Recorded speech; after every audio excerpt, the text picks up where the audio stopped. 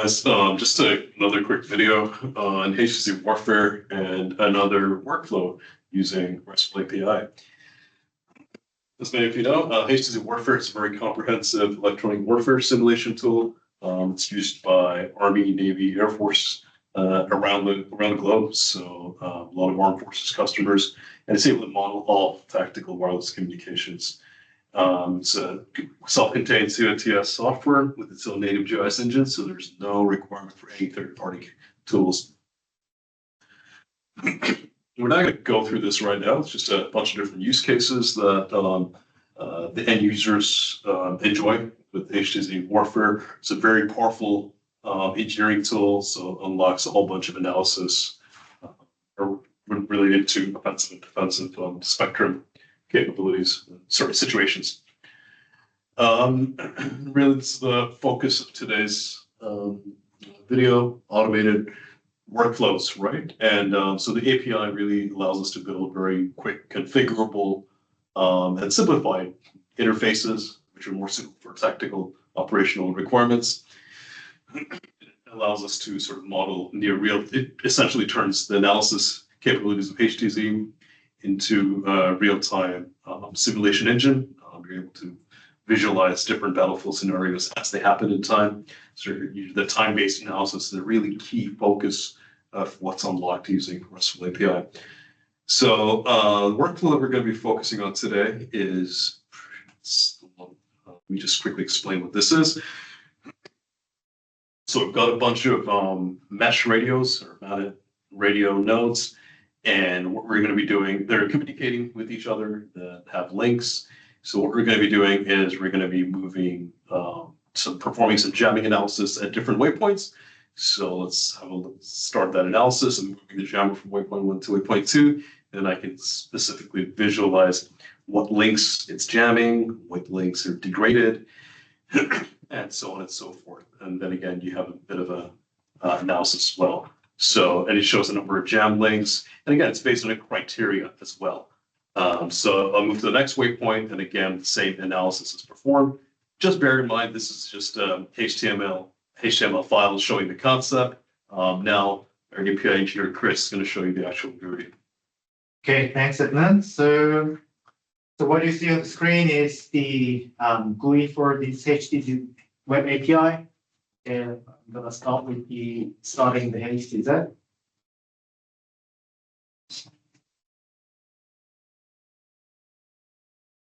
Okay, so starting HTZ. And then now I'm going to load a project called ACT API.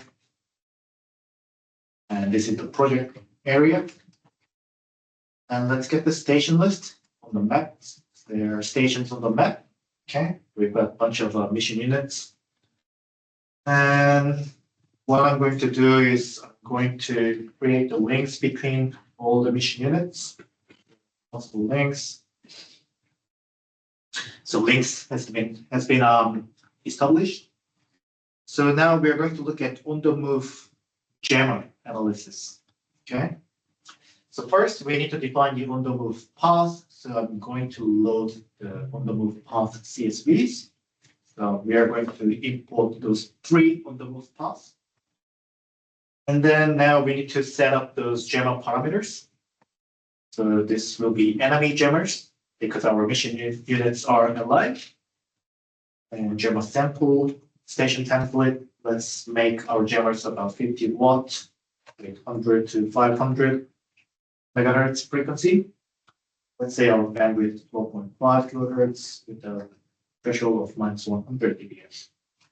Let's say jammer target, the target frequency is 380 megahertz, which is the this one of the mission units frequency, 380, and also this mission unit height is 5 meters, so we'll use the target height of 5 meter.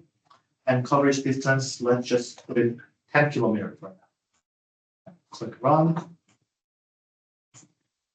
So what it will do is it will create those on-the-move jammers on each waypoint of all the path, on-the-move paths, and it will run the jammer coverage.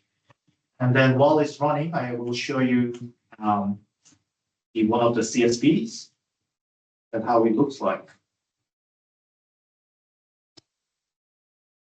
So this is on the move weight path, on the move weight path 1. So as you can see, there is waypoint 1, waypoint 2, and up to waypoint 5, and with their locations and height. So at t equal to 0, it's called waypoint 1, and then jammer is located at this location with this height, and waypoint 2 as well, waypoint 3 as well, and so on. Okay, so now we've got all the waypoints, the jammers. Those are the composite jammer coverage. So the bottom one is the on the move path 1, middle is the path 2, and third is on the move path 3. Okay, and then what we're going to show you is some jammed coverage at each time interval. Okay, so let's look at the t equal to 0 first, and we want to show you the jammed coverage first. So for jammed coverage, we define the J over S value, and then let's run analysis, and it will show you at t equal to 0, the jammer location at t equal to 0, and then jammed area.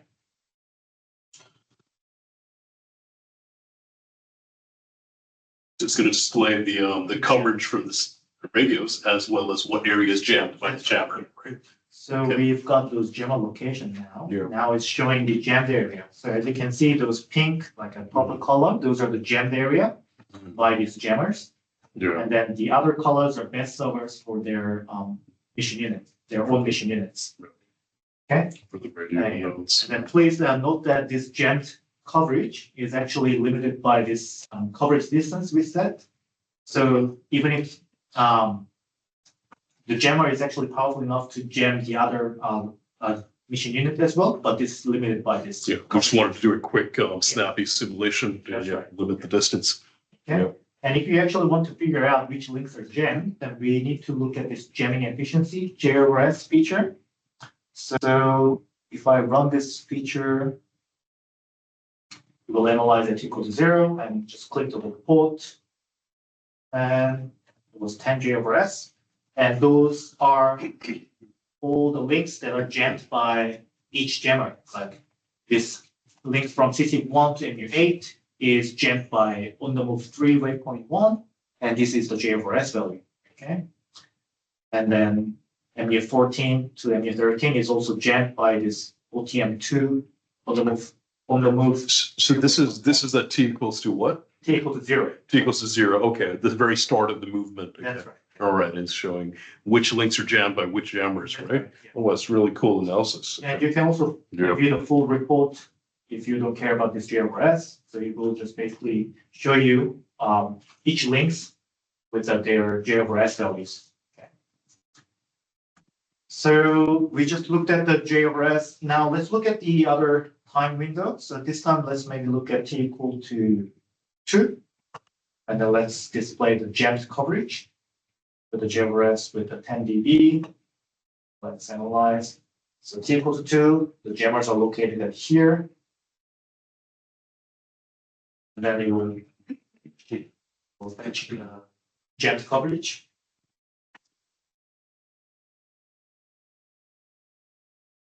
And then it will display the jammed area with the pink color as well.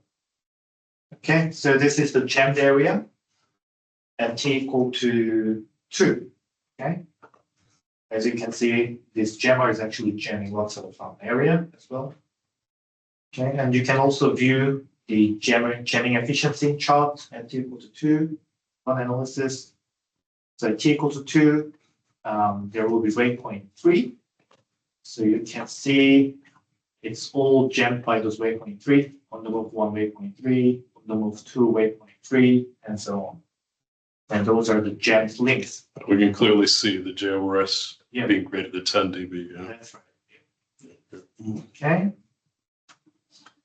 So now we can also look at loss t equal to maybe 3. At t equal to 3, let's display the jammed coverage.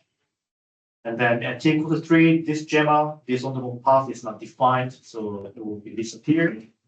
Only 2 on the move jammers at these paths. So guys, Chris is performing multiple jamming simulations here. One is obviously the coverage of the jammer itself, like essentially the range of the jammer, right? There's also the jammed area, right? Area-wide jamming, so you can visualize the pink areas, which is the areas that the jammer is successfully going to jam, overriding the coverage from the radios, right? Radio nodes. And also, like, obviously jamming the specific links as well, which is, is communication between two links possible or not, which is what the table that Chris was showing. That's what it was showing. So you can see that multiple jamming simulations can be very easily implemented into a simple workflow. Yeah, that's really insightful. Yep. So you can basically identify which links are jammed by which jammers and with J over S values. Okay. All right. Are we missing anything? I think that's about it. No, Right? all good. Yep. Yeah. So, Yep. Thank you, guys.